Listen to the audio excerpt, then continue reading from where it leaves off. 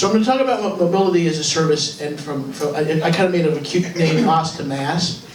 And again, I'm going to talk a little bit about what the new trend in urban mobility is, and particularly I think what it is not, because you're going to hear mobility as a service mentioned a lot of times. TNCs like to mention it. I'll say it off the bat. TNCs tend to say we're mass or MOS, depending on how you want to call it, and TNCs are part of it potentially, but they're not. It's not Uber. That's not what it is. Again, the biggest thing, the first thing is something that is the idea of mass being a product, and it's not. It's the idea of we're going to provide Uber, we're going to provide app-based services, and it's a product. Ford and most of the car manufacturers still think that mobility or mass or services is a product that they can package and sell in Detroit or somewhere or Tokyo and have it sell to the public, and it's not. The idea of MOS really, it's not a particular service. It could be anything. It could be transit, it could be car sharing, it could be using your individual car with smart parking or carpooling. It's really the idea of tying together individual modes seamlessly so that people have access to them, that's convenient, that's cost effective, that doesn't leave anybody behind, literally speaking, in terms of being able to access things.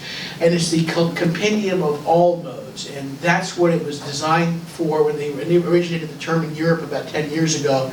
It's not replacing transit with TNCs. I'd actually talked extensively to Ford and other car makers about it, and they insisted on competing with transit. And that's another thing, is MOS is definitely not a competition with mass transit or any other mode. It's about collaboration, not competition.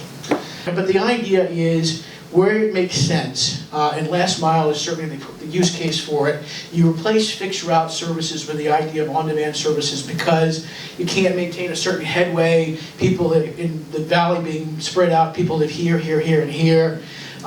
You may have people with disabled needs, not necessarily, quote, I'm trying to find the word, mobility challenged people, but even elderly people or people that simply shouldn't walk a lot outside in the hot sun when it's 110 degrees out here in the summertime. So you're able to pick them up and provide more flexibility rather than simply standing and waiting for a vehicle to show up. Also, the point blank is too, people don't want that. Seniors don't want it because they don't want to stand at a bus stop because they're 80 years old. And young people certainly don't want it because they're used to everything with apps. So it's a changing demographic. I really think on both ends of the spectrum of people that basically want to have stuff they can get. Again, the big center to this, and this is sometimes one of the biggest challenges, is a lot of the data is necessary for this to work in terms of this interplay, because the TNCs collect certain data, the transit properties collect, and to their credit, for the most part, share their data in terms of their CAD, AVL, computer-aided dispatch, or automated vehicle location systems. But you still have to get those data out of stovepipes, and you have to kind of synthesize it together so that everyone knows where everything is going in terms of options that are there. There's a lot of issues around data custody. Privacy's become a huge issue in Europe. They just passed the General Data Privacy Regulation, or GDPR, which is a very restrictive, I would say, perhaps even more restrictive model than maybe used in the United States. And I think the biggest thing about data sharing is, I think the important thing for the public perception and the political aspects of privacy is, most transit properties, unless you're paying for something, which is a different transaction, really want to know more about what I call demographics. When I worked for IBM, they forbade me to use the word tracking, because tracking was a bad word. People don't want to be tracked. But the real answer is, most of the time, transit properties or highway agencies or tolling agencies don't really need to know, that that's Kimberly driving through the valley right there, or that it's David coming in from LA or wherever we're doing.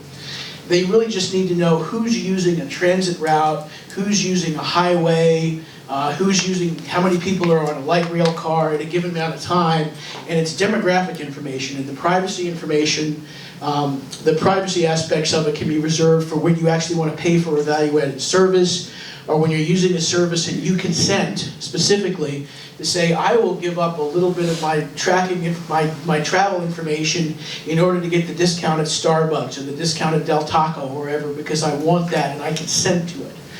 So I call it, by the time you cover demographics, which is anonymous, and consent, which is of course voluntary, there's not much left in terms of privacy.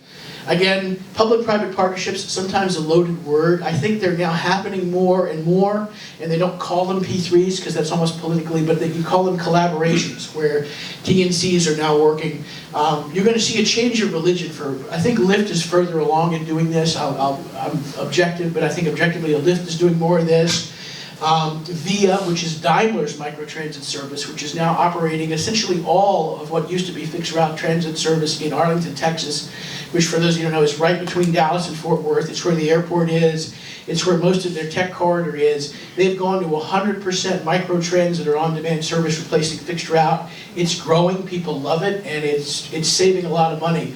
A 40-foot bus costs about $1 million, $800 to $1 million, and they also need a union scale driver to drive it that's usually making a lot more than a traditional van driver, and they don't have enough of those drivers because the amount of people that want to actually learn how to drive a 40-foot bus is reducing.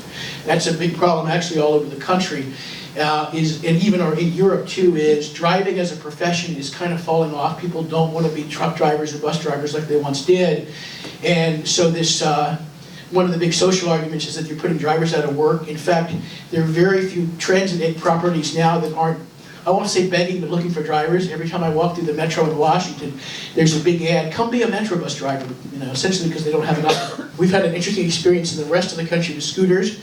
Last summer was, I call it the summer of the scooter. And there were scooters all over the place. I was walking through Arlington and in Washington, D.C., and you would trip over them, they would go scooting by you. I was on a bus and had a narrow miss with a couple of them that scooted in front of there.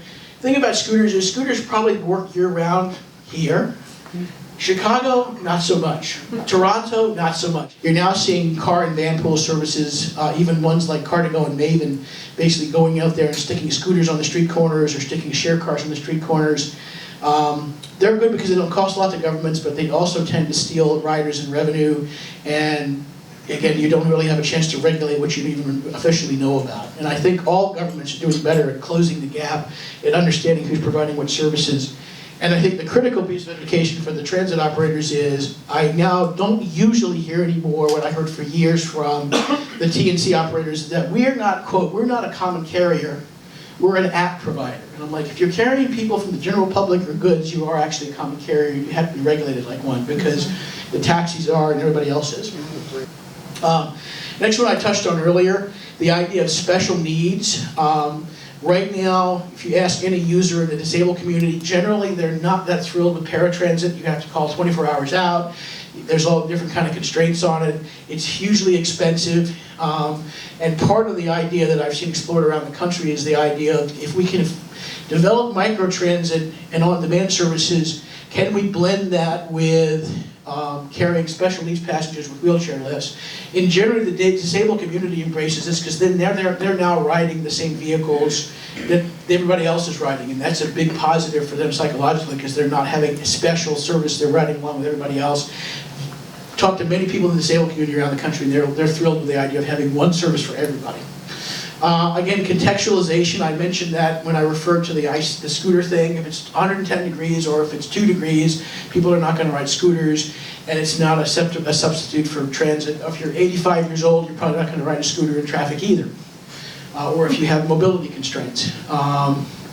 And again, multimodal and mode agnostic. Again, I see the word MOS preempted all the time by companies saying, we're a MOS company. And I'm like, the answer is we can participate in MOS. No company is MOS standalone. It's the ability to fit into that.